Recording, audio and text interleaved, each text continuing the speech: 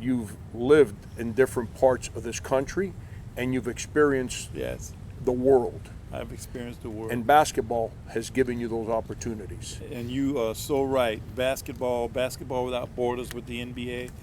You know, I've gotten an opportunity to meet Nelson Mandela. I've gotten an opportunity to meet Desmond Tutu, the Pope. Wow. When he came to South Carolina, I got to be on the same stage with him.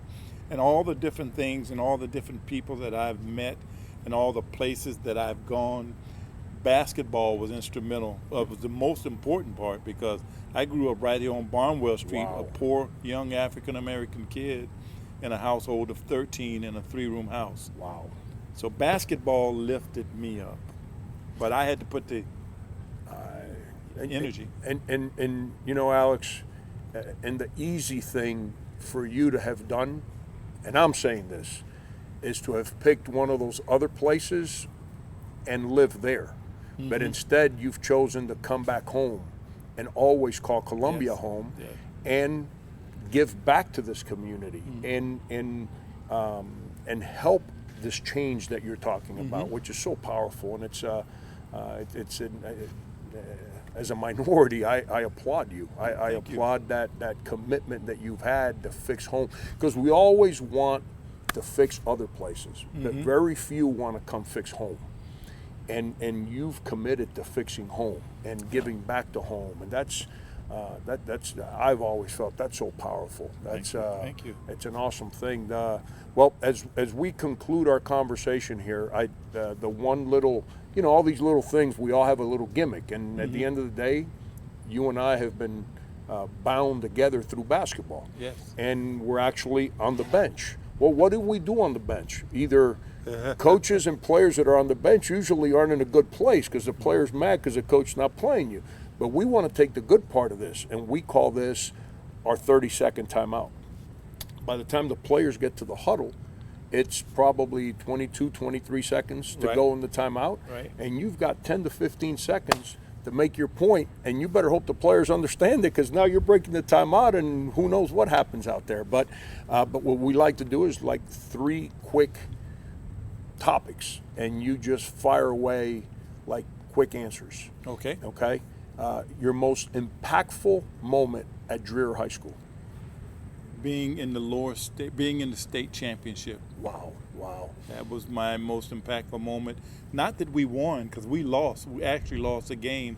But because of that loss, I knew I had to change the way I played the game in order to be a better player. So that was the moment that losing that championship game was the moment that kind of lifted me. The game where you felt you played the best ever in your career. Oh, man. You scored a lot of baskets, but there's got to be one game that you remember every bucket and you felt like it was unbelievable. I think it was a game maybe in Portland, Oregon. You know, Doug Moe we were getting killed, and Doug Moe said, "Hey, I can't coach you guys. If you got to know Doug Moe, he said, okay, I'm done." And we were behind by maybe 30 points, and he just said, "Just go play. I have nothing to do with it." And we went out and played, and we ended up winning the game, coming awesome. back from 30 and winning the game. That's awesome. That's awesome.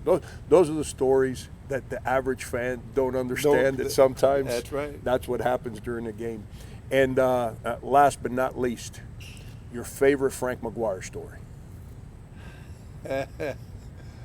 The one that you can man. say publicly. Okay. Because I'm the same way. I got a lot of stories can't be said publicly. Well, you know, with Frank McGuire, he was a very classy, you know, he always had his one ring on, and he always had cuffs, always dressed immaculately, and he would always, when he was in the bench, he would always pull his cuffs down, and the one thing I remembered about him the most was that he talked about how he took care of his sisters. You know, he was the brother to 2 sisters who were older than him, and his family life with them and spending time with his sisters as he was growing up.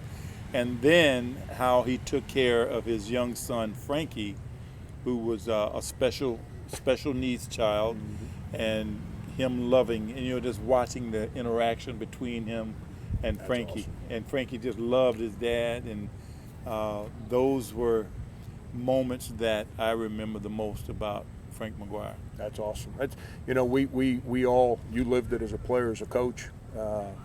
I live it as a coach now, and everyone on the outside wants to judge us on wins and losses, Right. and that's part of it. We sign up for the jobs, Mm-hmm. but internally, those are the moments that impact us the most. Is when we see the ones that we're around, Yes. the way they interact with others. Yes. And that's a great story. But thank you for doing this, Alex. It is my It's, pleasure.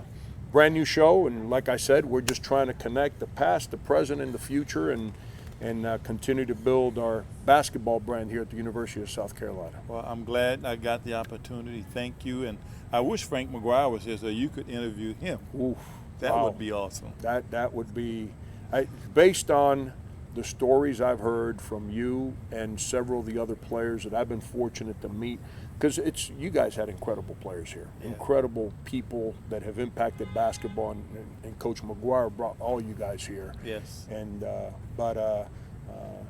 let's do this. Let's do this again, and then we'll bring in Coach McGuire and some of those guys and, Okay. and share some of that history. Let's do that. Absolutely. Thank you, Alex. Appreciate it, Coach.